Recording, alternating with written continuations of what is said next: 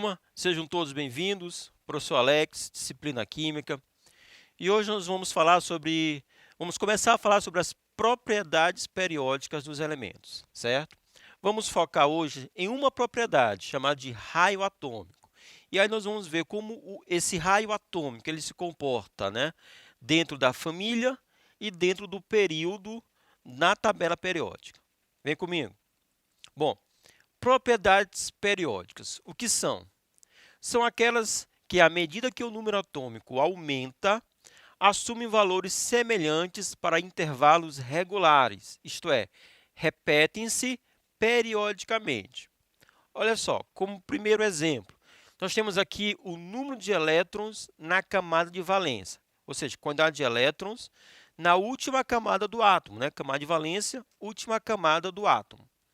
Então, essa quantidade de elétrons na última camada, ela é uma propriedade periódica, né? Ela se repete em intervalos regulares. Olha aqui o gráfico. Número de elétrons na camada de valência relacionado com o seu número atômico. Então, observe aqui, no primeiro período, né, começa a crescer e chega no ponto, para e desce. E aí vai para o segundo período, começa a crescer até um certo ponto, que é o número 8, 8 elétrons na última camada, e aí para, volta a cair, e em seguida cresce novamente.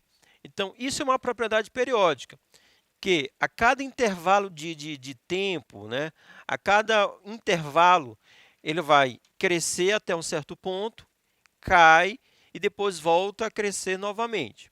Então, essa é uma propriedade periódica. Ela se repete em intervalos regulares.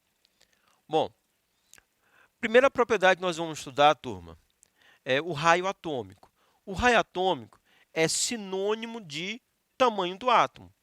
Quanto maior o raio atômico, isso vai levar a gente a entender que maior será o átomo.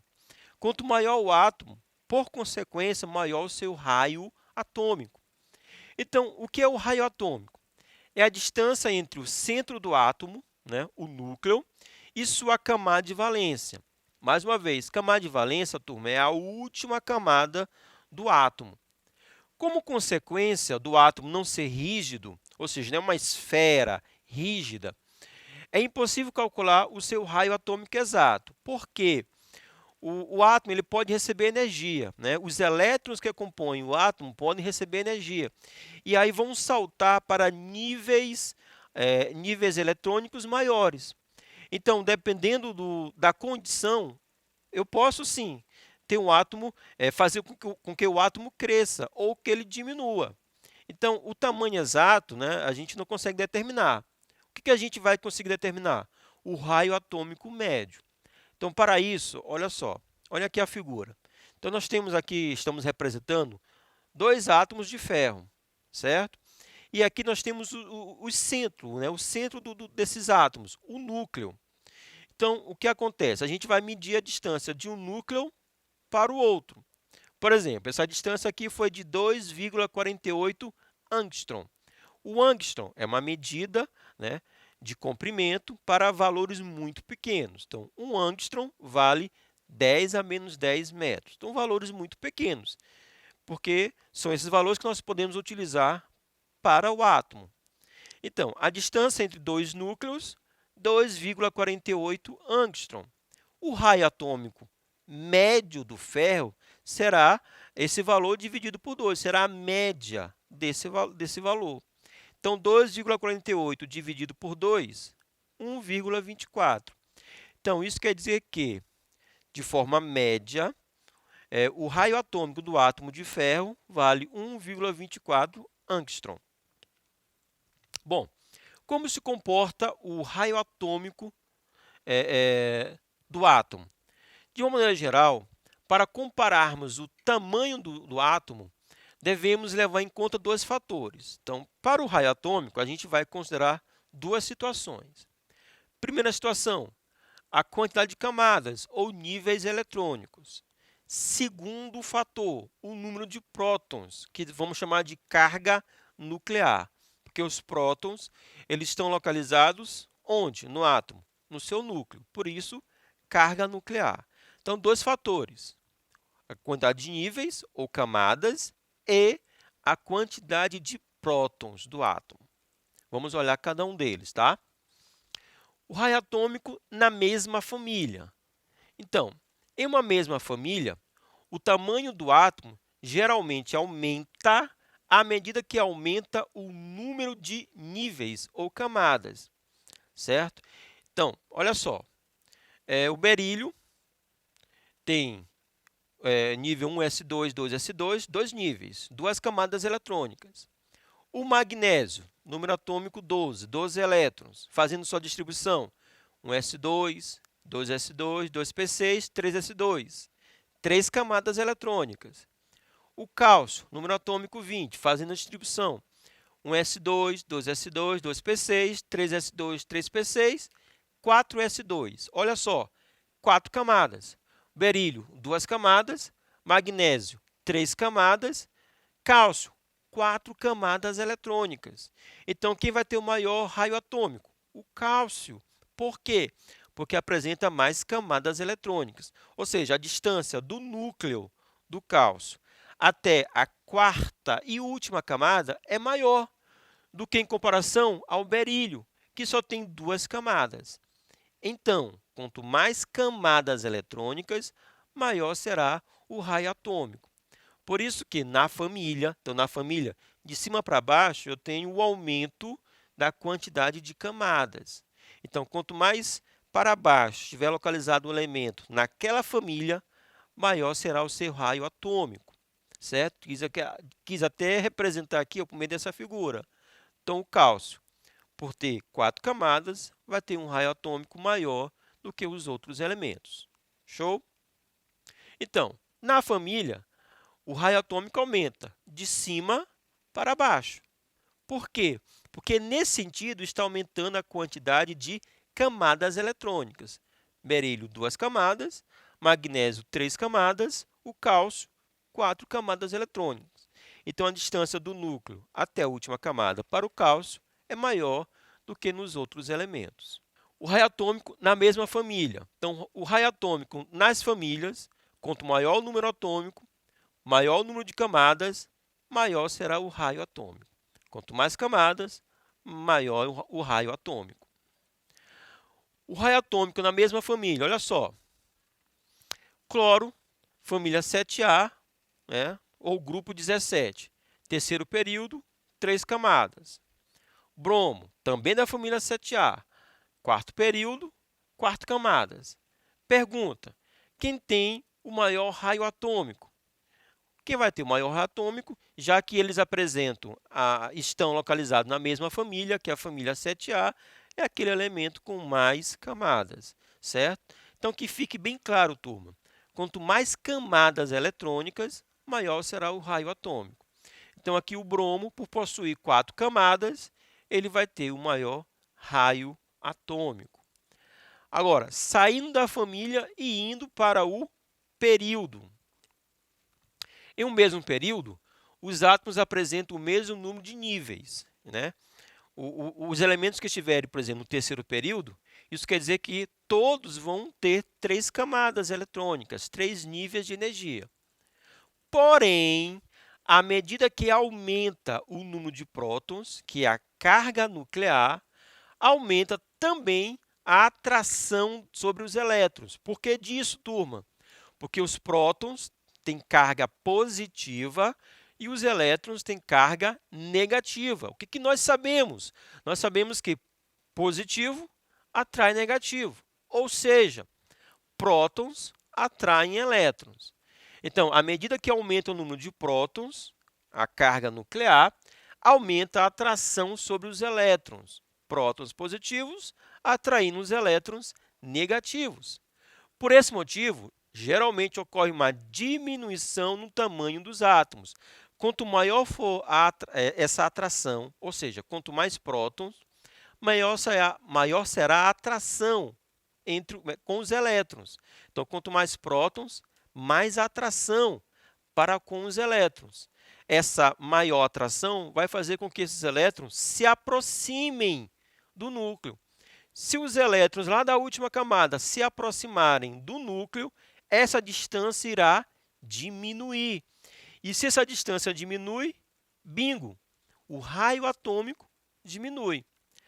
Ao contrário, quanto menor for essa atração, prótons, partículas positivas, com os elétrons, partículas negativas. Quanto menor for essa atração, mais distante os elétrons da última camada estarão. E se os elétrons estarão mais distante do núcleo, então maior será o raio atômico, ok?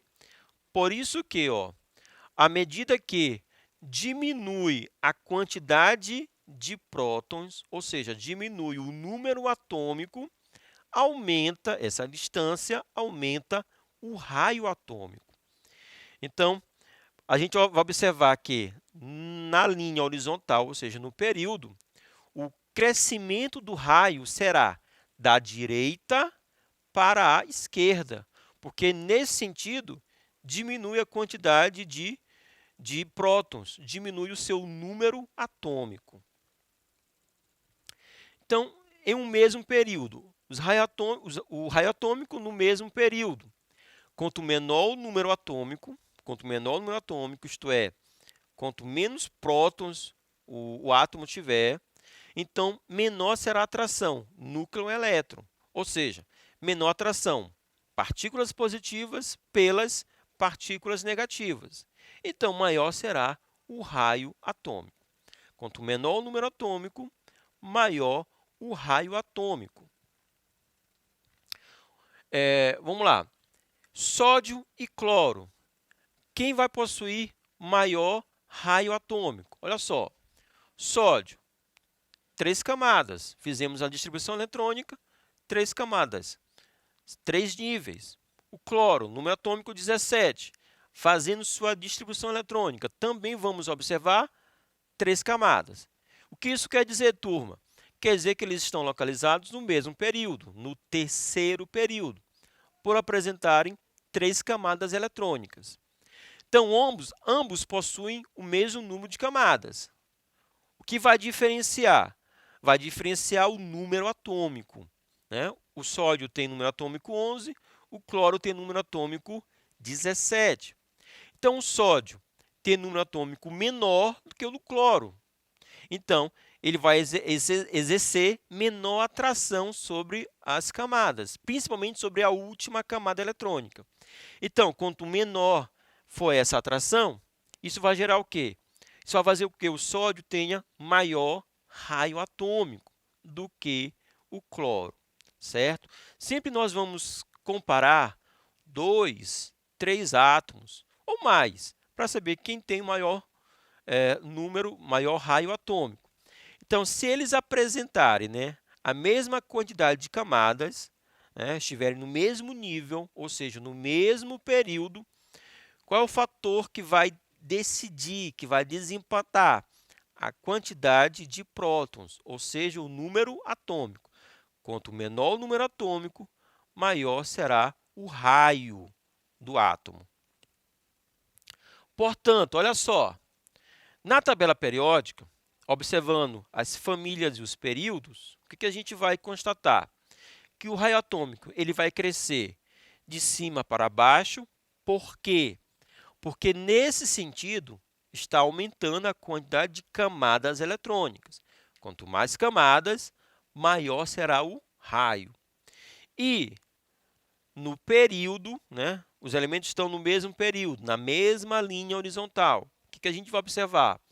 O raio atômico irá aumentar da direita para a esquerda, porque nesse sentido, da direita para a esquerda, está havendo uma diminuição no número atômico. E se diminui o número atômico, diminui a atração que existirá entre o núcleo, que estão localizados as partículas positivas, e a última camada, onde nós vamos ter os elétrons, partículas negativas. Então, nesse sentido, diminui a atração eletrostática entre as partículas positivas e as partículas negativas. Agora, falamos dos elementos no estado fundamental. O que é o estado fundamental, turma? O estado fundamental é quando eu tenho um átomo com a mesma quantidade de prótons e elétrons. Então, se o átomo possui 7 prótons e 7 elétrons, eu digo que ele está no estado fundamental, né? A quantidade de cargas positivas anula a quantidade de cargas negativas. Então, ao final, o átomo ele vai ser eletricamente neutro. Mas podemos ter um átomo com uma diferença na quantidade de partículas positivas e negativas. Aí nós vamos ter um íon. Então, no íon, há uma diferença entre a quantidade de prótons e a quantidade de elétrons. Nós temos dois tipos de íons. Nós temos o íon positivo, que chamamos de cátion. Então, no íon positivo, no cátion, nós vamos ter uma quantidade de elétrons menor do que a quantidade de prótons. Ou seja, eu vou ter mais partículas positivas do que partículas negativas. Então, aqui, por exemplo, o átomo de sódio. No estado fundamental, ele vai ter uns elétrons. Um S2, 2S2, 2P6, 3S1. Então, eu tenho 11 prótons, né, atraindo os elétrons, né, 3 camadas eletrônicas. Aí, esse átomo de sódio ele pode perder um elétron. Então, ele vai perder o elétron da última camada. Então, essa terceira camada, o 3S1, vai sumir, porque ele perdeu um elétron. Então, quando ele perde um elétron, a sua última camada, né, passa a ser a segunda. Então, ele tem apenas agora 2 camadas. Né? E aí, o que a gente observa? Quanto mais camadas, maior o raio atômico. Certo? Então, o íon sódio ele é menor do que o sódio no estado fundamental. Portanto, no cátion, é maior atração núcleo e elétron, devido ao maior número de prótons em relação aos elétrons. No caso do sódio, eu vou ter 11 prótons atraindo 10 elétrons. Então, essa atração, né, ela vai ser bem mais forte. Então, isso vai fazer com que os elétrons da última camada, que é a segunda, estejam mais próximos do núcleo. E mais próximos, isso quer dizer menor raio atômico, certo? Então, o cátion, ele sempre vai ter um raio atômico menor do que o átomo no estado fundamental. Agora, o contrário, né? Nós podemos ter o íon negativo, que chamamos de ânion. No íon negativo, o ânion, ele ganhou elétrons. Então, ele tem elétrons a mais. Então, a quantidade de prótons é menor do que a quantidade de elétrons, certo? Então, vamos falar aqui do oxigênio. Então, o oxigênio no estado fundamental, 8 elétrons, 1s2, 2s2, 2p4, né? 8 prótons, 8 elétrons. 2 camadas eletrônicas, ok? E aí, eu vou ter o oxigênio, menos 2. Então, eu vou ter 2 elétrons a mais. Então, eu vou ter 8 prótons atraindo 10 elétrons. Então, essa atração ela vai ser menor. Ela vai ser menor, certo? Porque eu tenho uma quantidade de prótons atraindo mais elétrons, certo? Então, esses elétrons estarão mais distantes. Então, o oxigênio no estado fundamental ele vai ter um raio atômico menor do que o oxigênio na forma iônica, o ânion oxigênio.